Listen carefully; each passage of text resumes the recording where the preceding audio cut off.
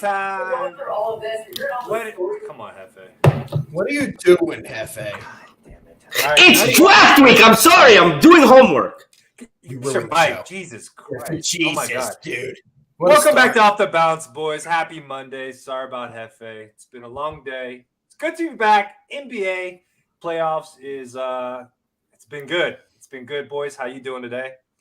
Good, man. Excited to dive into it. It's a new week. We have a good slate tonight. We may have a sweep. We may have not a sweep. We'll find out soon. Hefe, what are you watching? Watching ESPN. They're doing the draft coverage. It's NFL draft week. For me, it's one of the great non-sporting events. I think the NFL draft is the best professional sports draft you can have. They do a great, and just the storylines leading up to it are fantastic. But that's not what this is about today, guys, because today is all about three humongous playoff games, including the first one, which I know is fresh in everybody's mind, Nets Celtics. So many off-the-court storylines in this series that it's like at one point it's hard to talk about the actual gambling 100%. Aspect of it, right?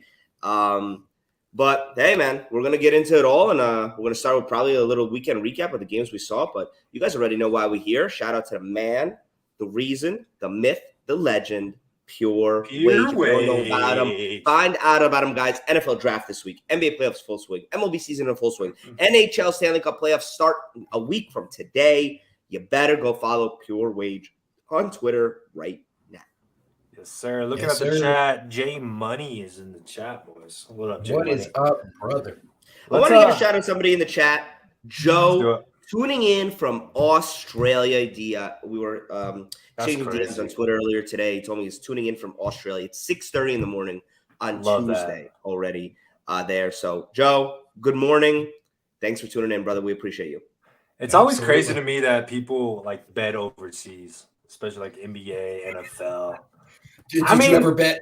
Have you ever bet a soccer game in England? Have you ever watched any soccer game ever? They have had betting sponsors for 20 years. I don't know. I think it's just because it's an American sport. I don't know, man. It's just crazy to me. It's cool though. Well, gambling is bringing people together, and you gotta love it, boys. That would be us gambling on rugby. I get what you mean. I couldn't tell you one rule in rugby, honestly. I mean, there was a time I was gambling on ping pong and then Russian basketball. And yeah, we all were. Let's get into the weekend, baby. What do we see? Let's jump right into. You want to do a recap or the first game? Let's do a quick recap. We gotta do a little recap, man. Come on. Let's do a quick recap. Fresh off my mind, I'll start is that Pelicans Suns game last night. Yep. BI is not getting enough love, and I'm gonna give him his love. 3 straight 30-point games. The guy is balling. He is playing fantastic basketball. You never would have thought this is the player he would have become. And by the way, guys, he's only 24 years old. He got drafted 6 years ago, but at 18. It's crazy to think like that. 100%. CJ played great. Valanciunas CJ did not play great. Bullied. Jones CJ played solid. Valanciunas bullied Ayton, McGee. Didn't matter who they put down there. Just a great game for the Pelicans. I can't wait for Game 5. For sure. I think we're going to see also a couple gentlemen sweeps close out. We see Miami's up 3-1. We see Golden State's up 3-1. We see the Bucks are up 3-1. I honestly think we're going to see those all closed out in a gentleman's sweep, but we'll be here every day to break it down daily. Slam, anything from the weekend? I mean, real quick, the Hawks got blown out. The Bulls got blown out. Can I tell you? Can I tell you a stat? What do you guys think? Move on? Can I tell you a stat before we move on from the Hawks game that Alpha's gonna adore? Kevin Knox has outscored Trae Young in 2 out of the 4 games in that series. That's unbelievable. It's unbelievable. Trae Young It's only when the Knicks are there. Everyone kills the Knicks. The following year, they all suck against everyone else. It's whatever. I just feel like I need to repeat that because it's so crazy. Kevin Knox, who is probably the Hawks, 9th man off the bench, has outscored their all-star, their cornerstone player, Trae Young, in 2 games out of 4 games so far. Yeah. Unbelievable.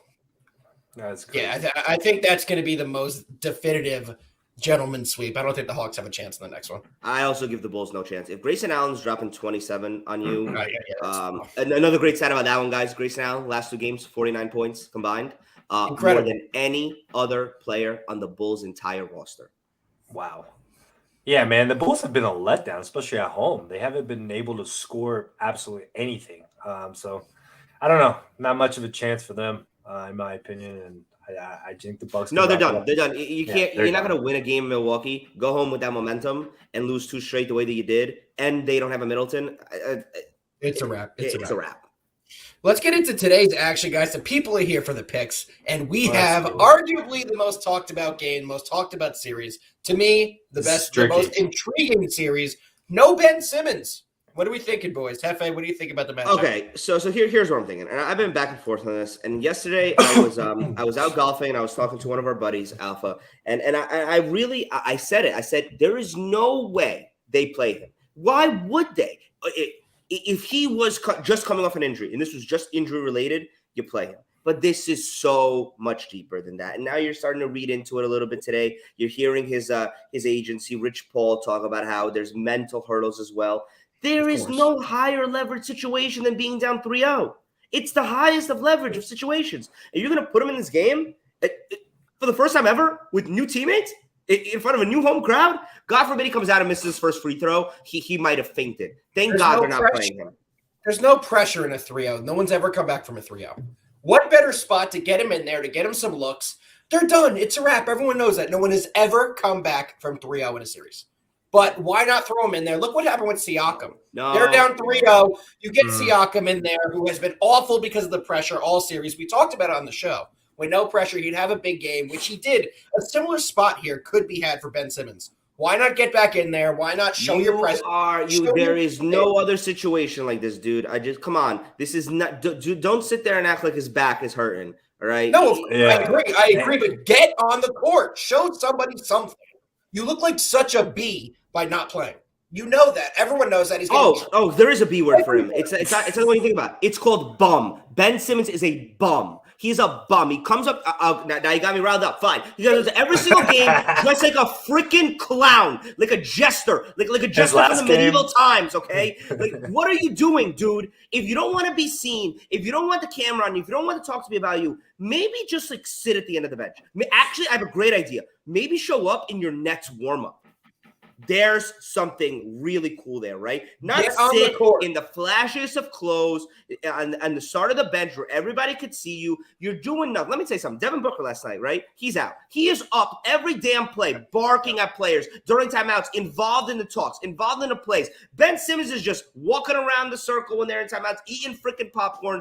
Bum behavior by Ben Simmons. Joe, I just saw him say good morning from Australia. I hope you heard I saw that earlier. I shouted you out. I said if everybody better have the same energy that Joe has, waking up at 6:30 in the morning, all the way from the other side of the world to watch us. So if you didn't hear me, let's go, shout Joe. out to you. For sure. Guys, storyline in this game as well. We all know who the referee is in this one. Scott Foster. Is it this needed more?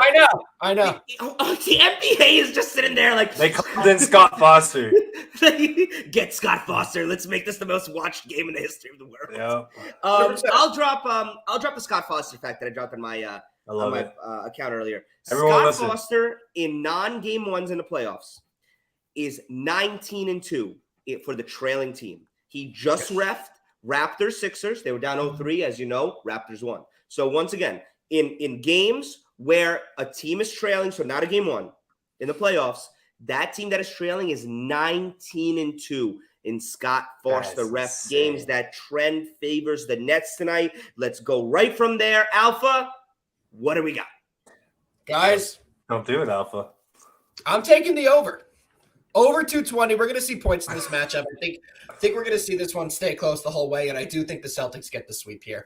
But it is scary with the NBA throwing Scott Foster out there and the narrative that an extra great game would mean. What would we see with Ben Simmons? What happens if the Nets do win this one? Does he play in the next one? No. You must be crazy. You think they would trot out Ben Simmons in Boston? He might not make it through 2 minutes. What would their excuse be next? I want to see. I'm on the over, guys. I'm on the over with a strong lean on the Celtics. It looks like the chat is all over the Nets, boys. Oh, same as last game. Everyone's been all over the Nets. The Nets are not a complete team. I'll say it every single day. What's the public percentage, Alpha?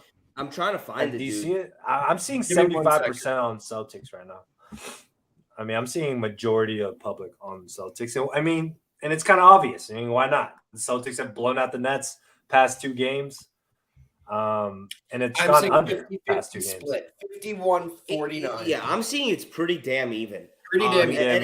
And I get it because and I'm torn. I'm torn here because on one side I'm like the Celtics have out-rebounded, out-assisted, and outscored the Nets in every game. They've kept KD on an island They've been like playing. no team has ever done. Marcus Smart is also Being physical. playing.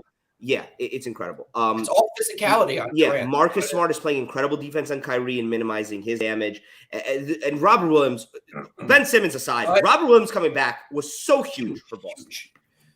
One thing though, for this though, exactly the point you're making, Scott Foster calls ticky-tacky fouls. That's why this one is so hard to take the Celtics, because how they jam KD, how physical they've been on KD, they're going to get called tonight on those hand check fouls. 100%. I already know. That's why I do like the over as well, Alpha. Yep.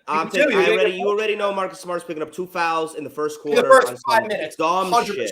You already know it. I can see it. Anybody else could see it. And there's the other aspect of it, right? Is KD's due. He's so due. It's ridiculous how he's due. Is he really going to not have a good game? Is he not going to live up to his name right now? There's all this talk about Jason Tatum is passing by KD in front of our eyes in terms of NBA hierarchy. Guys, with all that being said, I'm sorry. I'm fading my own trend. I'm going with the Celtics. I've watched every game, and I watched every minute of Game 3. The Nets do not want to get on a bus, drive to Boston, and lose in Game 5. I agree. White flag term. And Ben Simmons was the white flag, by the way. Because if they really thought they had a chance, his ass would be freaking playing in Game 3. Forget freaking Game 4. At the same time, though, KD doesn't want to get swept in the first round. That's big to him. You know his ego. At the same time, though, I've said this all series. The Celtics are a complete team. The Nets are 2 players. You get to the fourth quarter, you can expect 80% of the shots to come from Kyrie or KD. Wow. Look at the Celtics side. They're moving the ball to the open shooter. That's why they're the best team in the East right now. That's why they've been the best team in the East, and that's why the Nets have had no chance. They're not a complete team. So unless we get a huge foul call game by Scott Foster, the Celtics win. But if the trend goes to what Scott Foster games have gone and it's ticky-tacky, it's a toss-up. That's why I think the over is definitely the play. I would love for the Nets. I'll tell you how the Nets win today. It's simple. They make just one adjustment. Just one time when you see the Celtics make a run, make a single adjustment to anything you've been doing and do it differently. I've yet to see one in-game adjustment by the Nets. It's comical. Steve Nash is being portrayed as just a nothing, bro. Just he's a bad. I don't even a puppet. He's a puppet. That's what Kyrie wanted. Exactly. And it's exactly what they wanted, and now they're getting it. No in-game adjustments, straight ISO ball for like 20 possessions in a row. Yep. Slam, what are you taking? I'm going with the trend. Scott Foster, probably the MVP of this game. I'm gonna need him for the Nets. I don't think the Nets will get swept, man. KD, Kyrie, I think KD's got to snap out of it, man. And offensively, they got to snap out of it here. Pass the ball. The Nets have to score because defensively they struggle, man, especially against Tatum, Brown, Smart. Now they have to deal with Robert Williams. Nets, you have to score at home. You have to get this win. Nets do not. How about don't turn the ball over? Jason Tatum at 6. And don't turn the ball over. I mean, that's the key to the game. Don't turn the ball over. Draw fouls. Get to the free throw line. Put points on the board. That's all I gotta say, man. The chat is going bonkers. I see that. Dude, Mexican Jew is going nuts. I can't even keep up right now. Mexican Jew, I'll respond to your more games, more revenue comment. I normally agree, but they're going to get so much revenue out of tonight. There are so many storylines in a Game 5 going back to Boston that doesn't do much because it's going to be so heavily Boston leaned in that game. So normally I do agree with you that money moves all and is the most powerful thing. But I think they're going to get the revenue that they need tonight no matter what, because it's probably, would you guys say, the most anticipated playoff game thus far? 100%. Yeah. There's no doubt about it. Just no doubt about it. Yeah, for sure. I got one last question. One last question before we move on. You think Ben Simmons sits on the bench tonight, like the way he has been? Yeah. What do you think now? He's gonna vanish. What do you think now? He's gonna not. I hope he wears like bright ass colors. Like if I see Spike Lee clapping his ass off again on the. Why'd you bring that up? Spike Lee is so canceled. I was so pissed off. I saw that. You do I was not like, choose what? sides. When you are the Knicks fan, you don't get to show up to I a saw Brooklyn Nets that. game and play like the Brooklyn Dodger card. I respect that, but they have absolutely nothing to do with each other. Like absolutely nothing. You're a Knicks fan. Respect it. Let's move All on. right, boys. Let's move on. Game number 2, Toronto Raptors versus 76ers. The line is sitting at -8. The total is sitting at 211, 212.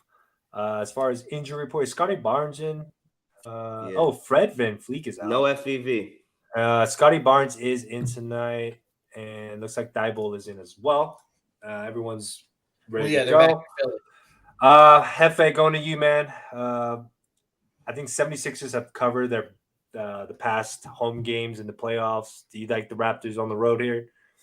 What do you think? Man, I must win spot, if you will.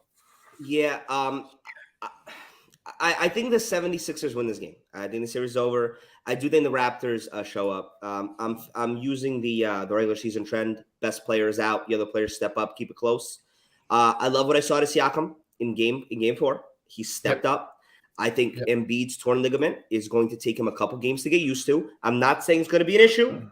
I do think they win. I just think when you tear ligament in your thumb, it's going to affect you. It's going to take you a couple games to figure out how to adjust. I think they win. The 76ers do. I just think the Raptors keep this close. I'm taking Raptors +8. Value play here. Back against the wall. This team is a championship team.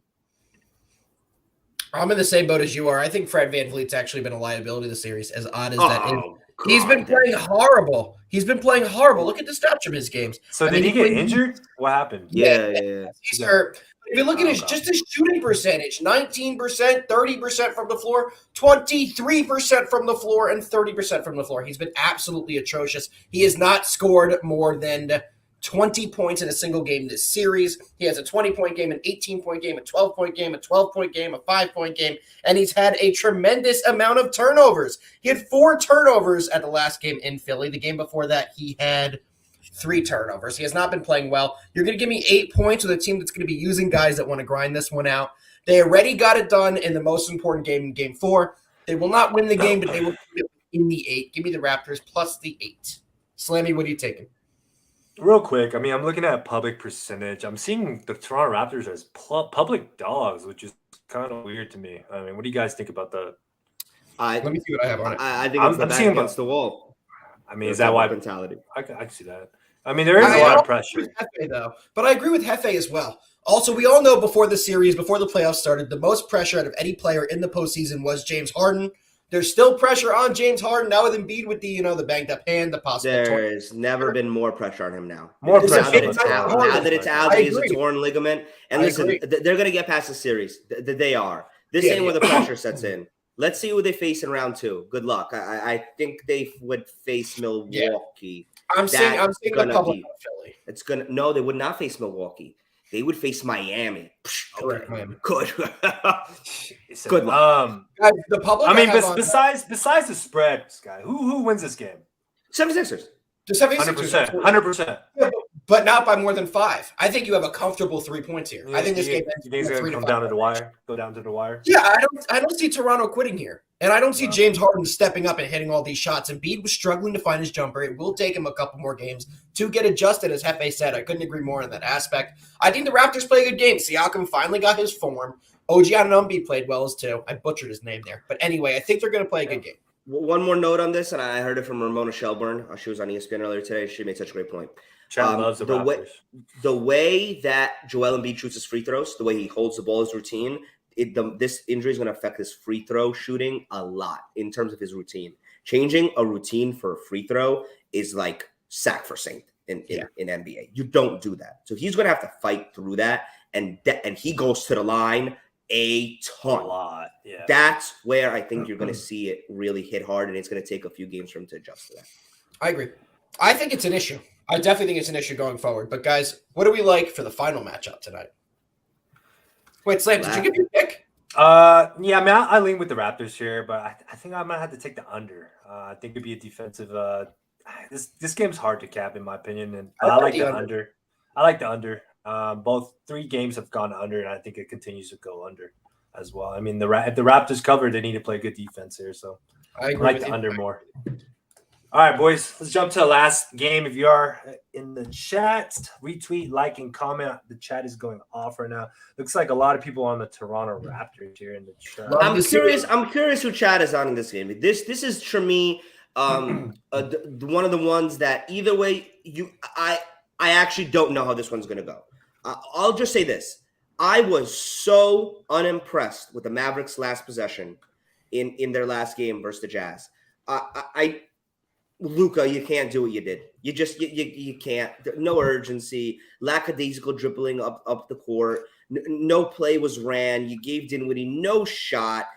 Terrible. And on the other side, Dwight Powell, make a free throw. How many times am I going to see this? How many times? How many freaking times are you going to miss free throws in high leverage situations?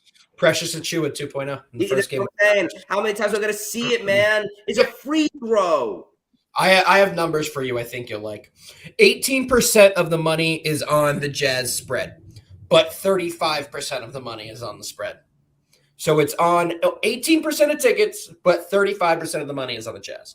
So Sharps are hammering the Jazz. So Jazz is a sharp play. Jazz are the sharp play, and the Mavs have the money, and there's still sharp action coming in on the Jazz, but still not affecting it too much. There's 65% of the total play on Dallas. 17% of the tickets are the guys. I have such a hot take on this. Do you mind if I say? Yeah, go ahead. I think Luka's going to be the reason they lose the series. 100%. And I actually think that rushing him back was such a mistake. They found such a good scheme. And it's so easy to understand the reason. Guys, the Mavericks are one of the slowest paced teams in the NBA with Luka. He slows the game down to really like minute pace because he runs the shot clock down, and then in the end, he's going to dribble, find a corner shot, or get to the foul line, or get inside and make a layup. With Brunson running the point, they were fast. Jazz couldn't even keep up because they never saw this version of the Mavericks before. Nobody did. In wide open threes, just excelling. Luka comes in. There's time to switch, to rotate in terms of the Jazz. Rudy Gobert has his best game. I can't believe I'm saying this. Luka's going to be the demise of the Mavericks in this series. In this series because they can't win the rebounding battle in this series, and now Luka slows it down. When they had Brunson leading the action, they were all fast-paced, hitting the open man, and whoever was open was taking the shot. It's literally the opposite of what we said about the Nets, where KD and Kyrie are going up. They have wide-open shooters in the corner. No, when Luka's in there, he slows the game down, takes it to about 6 seconds on the shot clock, and then starts the offense, and there's no way to find an open shooter that way. I agree 1,000%. I'm all over the Jazz tonight, and I'm on the money line. I don't need the 3 points. I'm taking the Jazz +3, but I'm with you. I still can't get over that last possession. I don't know what you're thinking in that possession. It was the worst, one of the worst last possessions in a high leverage situation I've ever seen. You miss 2 free throws. You give up a ridiculous wide open alley-oop that I could have saw, that anybody saw from a mile away on the rotation. And then your last possession, you have all the time in the world, and you take it down to like 4 seconds when you actually start to move. Yep. Luka and Brunson cannot be on the court at the same time and them excel because they play at different speeds. It's not the same game you can run with the two of them on the court. You kill yourself by putting them both on the court at the same time. Alpha Macbeth is in the chat. He said you wildin'. Yeah, Macbeth is a Mavericks fan. I know. I was about to say. You're going to catch a Mick Loss here. I'm sorry. Pierre's watching too, probably. Yeah, Obi-Wan Kenobi. Fading the Mavs. You said it right, man. Obi-Wan Kenobi. Case in point, last game dribbled for too long. Yeah. Hey, no, he dribbles the clock too long, and that neutralizes the benefits of having Brunson in the game. Brunson is quick. He gets in there and gets an open shot. Can't do that when Luka takes the shot clock down to 6 seconds and plays Luka ball. It just doesn't work with the guy. Jazz live for slow-paced games. Yeah, they excel in slow-paced games. Once the Mavericks sped it up, they had no shot. Now Luka's back. Would you guys slow-paced game. Would you guys take the under or over? What is the under? What's 213? 213? Yeah, under. Okay. If Luka's in the game, under, because of what we just said, he takes the shot clock to 6 seconds. Now here's the thing though. Jason Kidd is proven to be a really good coach. I think they switch it up a little bit. Obviously Luka, you're not limiting Luka's minutes, but maybe just change a little bit of the schemes. Luka and Brunson together it's like you can't play them at the same time. You can't. They kill themselves by that. And Brunson's been having a hell of a good game, man. Until last game, look what happened. He still went over his props though last game, so he's been hitting his props. Yeah, man. But it wasn't the same impact he had when Luka wasn't. Right. I know what you mean. Totally different impact. All right, boys, about that time. Let's get it. About that time. Before we go to best bets, my friends, we got to do a little shout out to our partners over at Pickett, who do a little something called bad beats for us. Even though we don't have a bad beat per se today, we still got to shout them out, guys. Pickett is a social media betting app. Get on there, create groups with all your friends, load your bet slips, talk about the new games that are coming up, new bets you want to place, link your sportsbook, so everything's all there in one spot. And then they have this dope bad beat segment where you could post your parlay slips, the ones that are like 14-team parlays where 13 hit and the last one loses on a hook. There's so many funny ones on there. You know, you got to laugh instead of cry in those types of situations. So they're a great app, guys. If you have the app already, follow us immediately. We post free plays on there every day. Mine's already up there. I'm sure Alpha and Slams is too. There's the QR code right in front of you. You scan that, you get the app. If you don't have the app, scan that code right this second. Use that code ATSSPOT. That's ATSSPOT. And you could win between $3 and $100 when you download it as a first-time user, guys. So get on there right now. Shout out to Pickett. Hundo P, boys.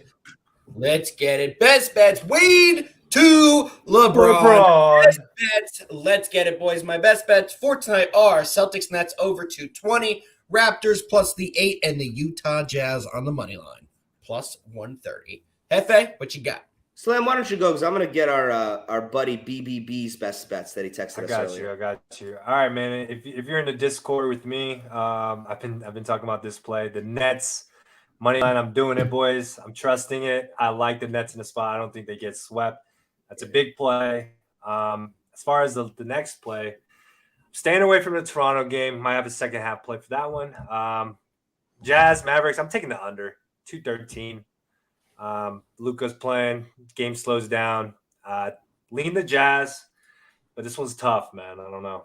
The side is a tough one. I mean, you could fade the public, but again, it's the NBA, man. It's been square, so I'm gonna stay away from that one. Go ahead, have faith. Yesterday was not. Yeah, this weekend was good for the books, but in general, that Pelicans game changed so many positives into negatives for people. It was the typical Sunday chase. It saved my ass.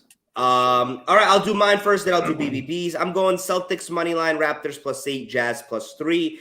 BBB's 3 plays he sent in for all you guys. Celtics money line, Jazz plus 3 as well. And he is taking Bogdanovic on the Jazz in his threes ladder. Over 1.5, over 2, over 2.5, over 3, over 3.5. He thinks Bogdanovic is going to shoot lights out tonight, and that is straight from the prop god to your ears. Love it. We appreciate BBB. Well, he is on vacation getting us some blocks. We appreciate you, BBB, if you are watching, which we know you're not, but we still. All right, boys. That sums up our show for today. Thank you, everyone, for tuning in. We'll see you guys tomorrow. Good luck on your bets, and peace. Back on off the bat.